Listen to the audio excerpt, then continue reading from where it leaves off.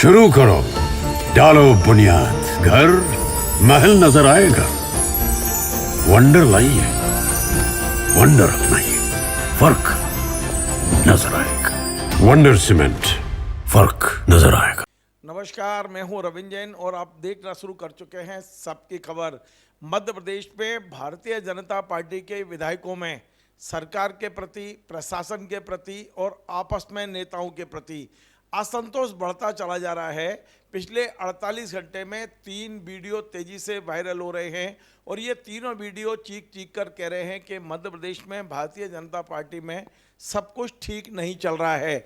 मैं आपको बता दूं, इसके पहले भी एक वीडियो वायरल हुआ था और वो था विधायक प्रीतम सिंह लोधी का, जिन्होंने सीधे सीधे ऊर्जा मंत्री पर अटैक किया था। लेकिन उनके बाद पार्टी ने उन्हें बुलाकर समझाया और उसके बाद वो मौन भी हो गए। लेकिन अब 3 वीडियो फिर से सामने आ गए हैं। पहला वीडियो मैं आपको सुनवाता हूं। ये वीडियो है मध्य प्रदेश भारतीय जनता पार्टी के दिग्गज नेता, पूर्व मंत्री और बड़े सीजन नेता माने जाते हैं भूपेंद्र सिंह जी का। ये खुरई से विधायक हैं, इस बार मंत्री नहीं बन पाए हैं और बहुत सारी बातें उनको लेकर चलती हैं। लेकिन उन्होंने जो कहा है, उनका ये कहना है कि रात में 9 बजे के बाद भारतीय जनता पार्टी और कांग्रेस के लोग आपस में बैठ के उनके खिलाफ षड्यंत्र करते हैं। यहाँ तक भी ठीक थी, लेकिन उन्होंने यहाँ तक कहा है कि लोग अब उनके ऊपर तंत्र मंत्र भी कर रहे हैं, षड्यंत्र भी कर रहे हैं और खुरई के विकास को रोकने के लिए पूरी कोशिश कर रहे हैं। पहले मैं आपको वीडियो सुनवाता हूँ भूपेंद्र सिंह जी का।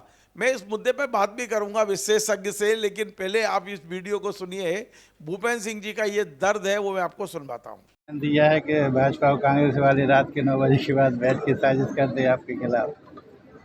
भाजपा और कांग्रेस वालों से मतलब कुछ जो कांग्रेसी भाजपाई है या जो कांग्रेसी है, तो वो सब रात में बैठते, सबको मालूम है।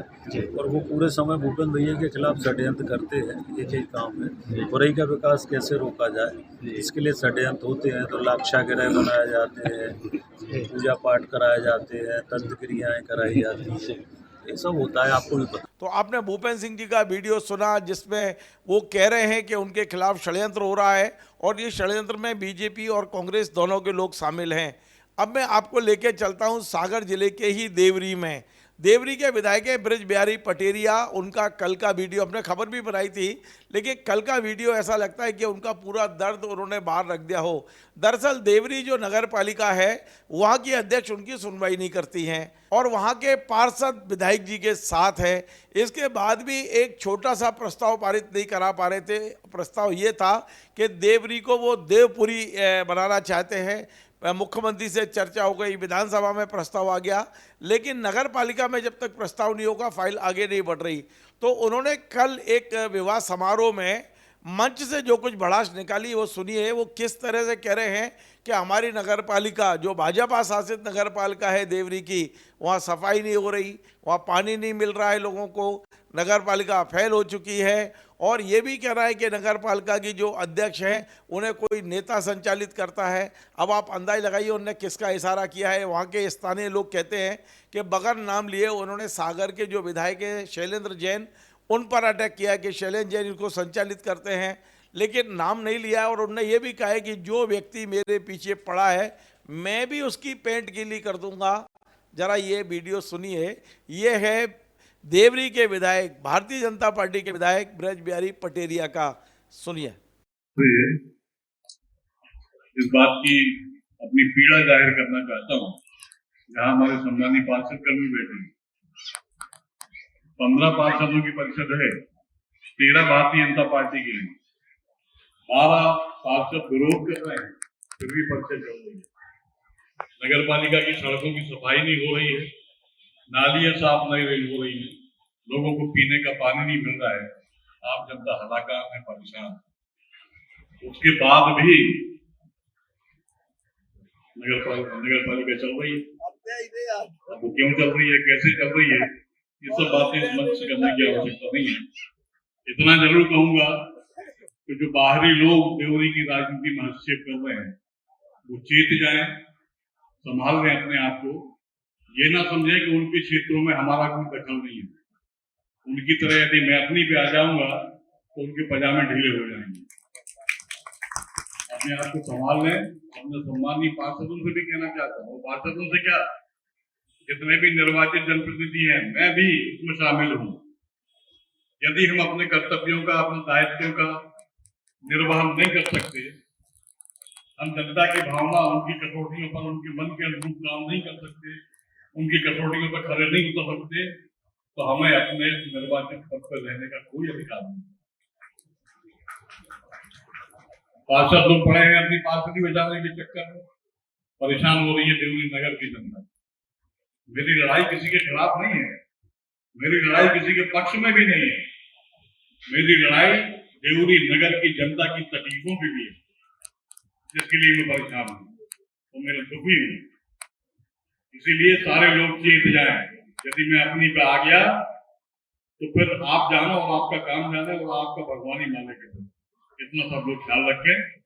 विषय से भटक गया, क्षमा चाहता हूँ, लेकिन जो मन में पीड़ा थी आज, वो भी इसलिए थी कि महत्वपूर्ण विषय आज नगर पालिका की परिषद की बैठक थी, विशेष बैठक थी। पहले तो माननीय अध्यक्ष ने बहाना बनाया कि मैं उपस्थित हूँ, उसके बाद ही परिषद की बैठक मैंने आहूत करवाई, कलेक्टर साहब से अनुरोध करके, एसडीएम साहब से अनुरोध करके मैडम से परिषद की बैठक हुई। उपाध्यक्ष महोदय ने उसकी अध्यक्षता करी, अध्यक्ष महोदय उनके प्रतिनिधि वहां उपस्थित रहे। विषय क्या था वो भी आप सुन लीजिए। केवल एक विषय था, एक एजेंडा था, और वो था देवरी नगर, देवरी विधानसभा क्षेत्र का नाम देवरी से बदलकर देवपुरी कर दिया जाए। ये मैंने प्रस्ताव रखा था विधानसभा में। विधानसभा के प्रस्ताव को संज्ञान में लेते हुए माननीय मुख्यमंत्री जी ने जिला प्रशासन को आदेश दिया, परिषद की बैठक का प्रस्ताव भेजिए हमारे पास, हम काम करेंगे। नगर प्रशासन, जिला प्रशासन ने नगर पालिका को बाध्य किया कि आपको विशेष बैठक बुलानी है, बुलाई गई, प्रस्ताव भी पास हो गया। ये खुशखबरी आज के दिन में आपको देना चाहता हूँ कि आप देवरी नगर का नाम देवरी नहीं रहेगा, देवपुरी हो जाएगा। इसलिए कि देवरी नगर, वर्तमान का देवरी नगर, कल का देवपुरी मंदिरों और देवताओं का शहर है, मंदिरों और देवताओं का स्थान है। भारतवर्ष में केवल 2 मंदिर हैं, जिनमें से एक देवरी में स्थित है। हमारे महाराष्ट्र समाज के आराध्य हैं, हम सबके आराध्य हैं, देव खंडेराव बाबा। उनका मंदिर एक यहाँ देवरी में है, दूसरा महाराष्ट्र में है, कोंकण में, पूना के पास। इसी विषय को ध्यान में रखते हुए मैंने, और इस विषय को ध्यान में रखते हुए भी कि आम बोलचाल की भाषा में, खासतौर से बुंदेलखंड की भाषा में जब बातचीत करते हैं तो देवरी शब्द जो है उसके अनर्गल अर्थ निकाले जाते हैं, अशुभ नहीं लगता है। ये पीड़ा मेरे मन में बहुत पहले से थी, मैं पहली बार बताया था, तब भी मैंने ये प्रयास किए थे, लेकिन सफल नहीं हो पाया। लेकिन अब मेरा संकल्प है कि देवरी का नाम बदल के देवरी पूरी करवा के ही मानूंगा, तब मैं आपका सबका सेवक। आपने ब्रजबिहारी पटेरिया का दर्द भी सुन लिया। अब मैं आपको लेके चलता हूँ गुना की ओर।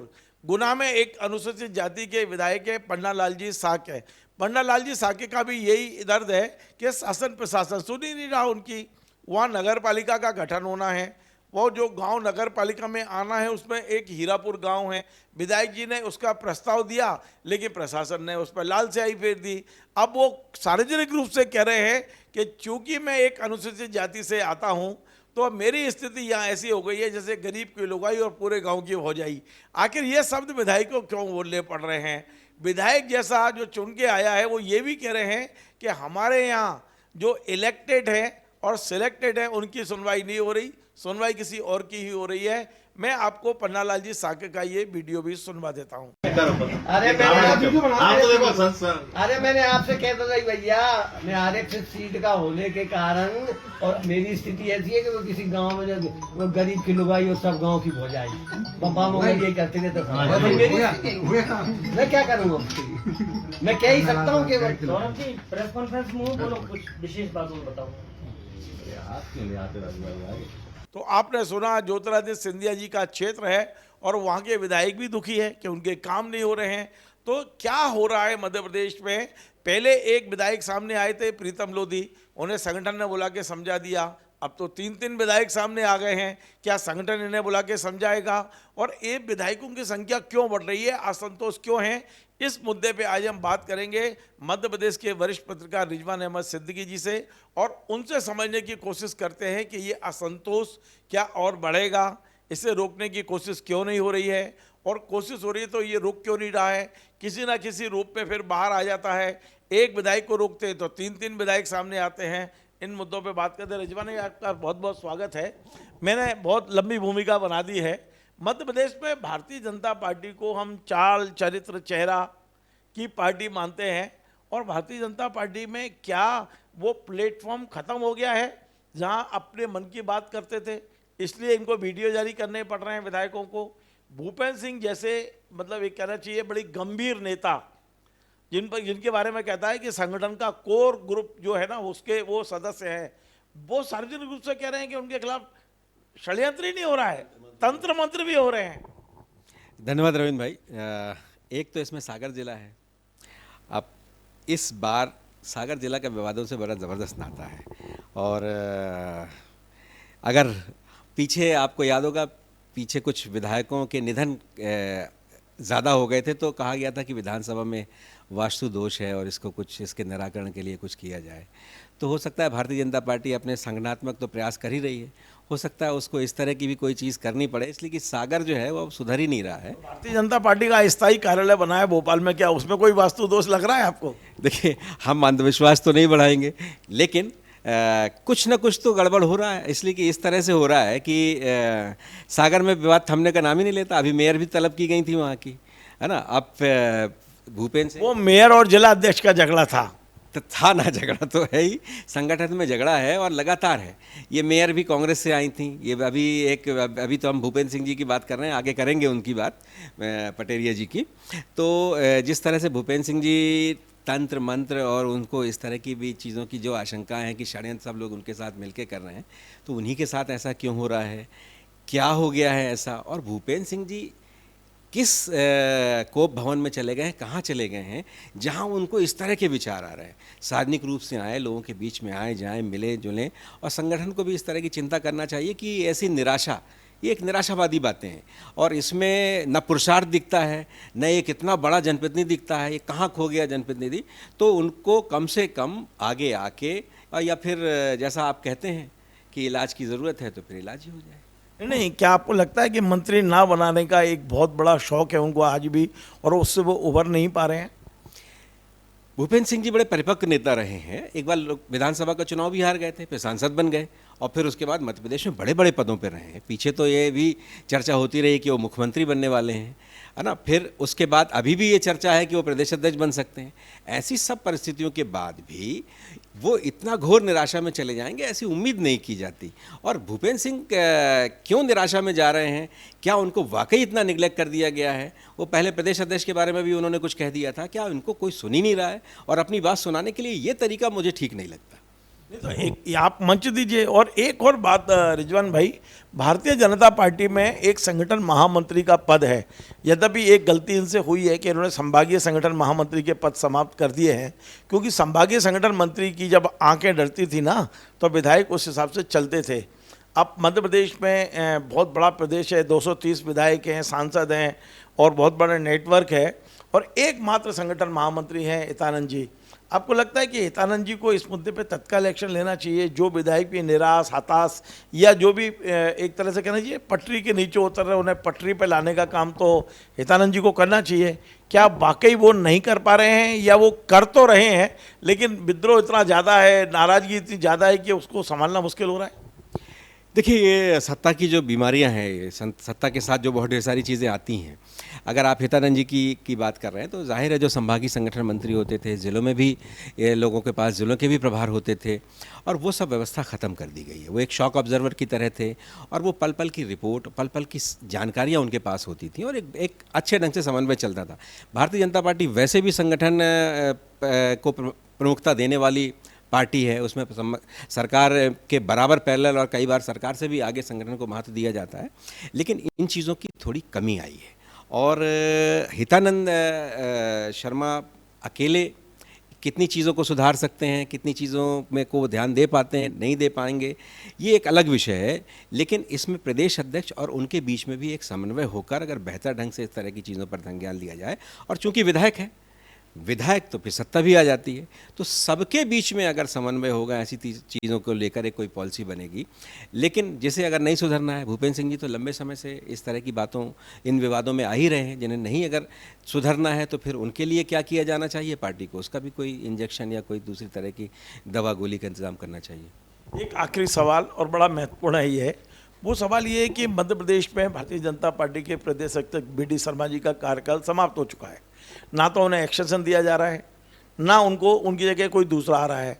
तो ऐसा लगता है कई बार हमको, आपको एक स्वाभाविक मानवीय प्रकृति है कि जब मेरा कार्यकाल पूरा हो गया है तो मैं बुराइयां क्यों लूँ।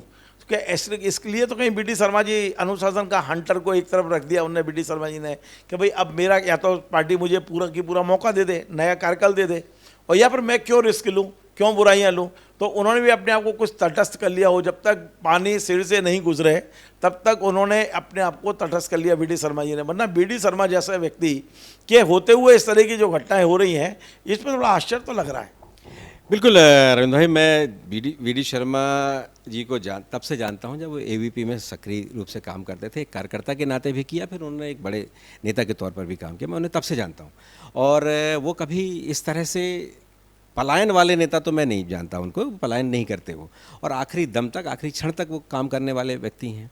तो उन्हें, अभी तो वो अध्यक्ष हैं, तो जब तक अध्यक्ष हैं तब तक तो उनकी जिम्मेदारी है, और उससे वो मुझे नहीं लगता कि वो भाग भी रहे होंगे या उनको भागना चाहिए। मैं भागने की बात ही नहीं कर रहा हूँ। कई बार होता है ना कि भैया मैं तटस्थ रहूँ, मैं, मेरा कार्यकाल अब कितना है, मैं यही कह रहा हूँ। तो वी डी शर्मा आखिरी दिन तक काम करने वाले व्यक्ति हैं, जितना मैं उनको जानता हूँ, तो आखिरी दिन तक काम करना चाहिए, और कार्य कर रहे होंगे, हमें ऐसा उम्मीद लगता है। लेकिन परिणाम क्यों नहीं निकल रहे हैं, ये आश्चर्यजनक है। मैं एक और बात का उल्लेख कर रहा हूं अपने दर्शकों की जानकारी के लिए कि प्रीतम लोधी के साथ साथ एक प्रदीप पटेल भी हैं महूगंज के। वो आप बड़ी मुश्किल से इन दो विधायकों को पार्टी ने शांत किया है, लेकिन दो विधायक शांत हुए तो 3 के वीडियो वायरल हो गए हैं। तो निश्चित तौर पर ये पार्टी के लिए शुभ संकेत नहीं है। और अभी विजय शाह का जो प्रकरण चल रहा है, वो भी एक तरह से आप समझिए कि गले की घंटी बन गया है। तो निश्चित तौर पे आज हमने इस मुद्दे पे चर्चा की है।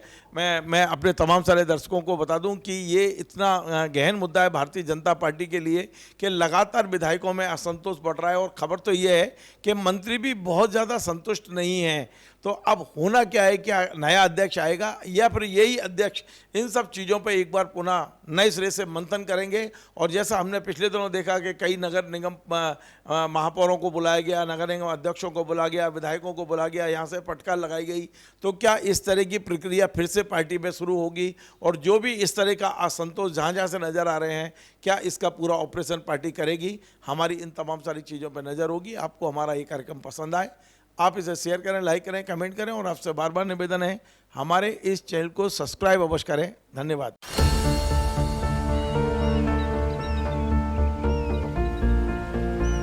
जो बनकर मेरा हमसफर आएगा, सिर्फ उसी को फर्क नजर आएगा। शुरू करो, डालो बुनियाद, घर महल नजर आएगा। वंडर लाइए, वंडर अपनाइए, फर्क नजर आएगा। वंडर सीमेंट, फर्क नजर आएगा।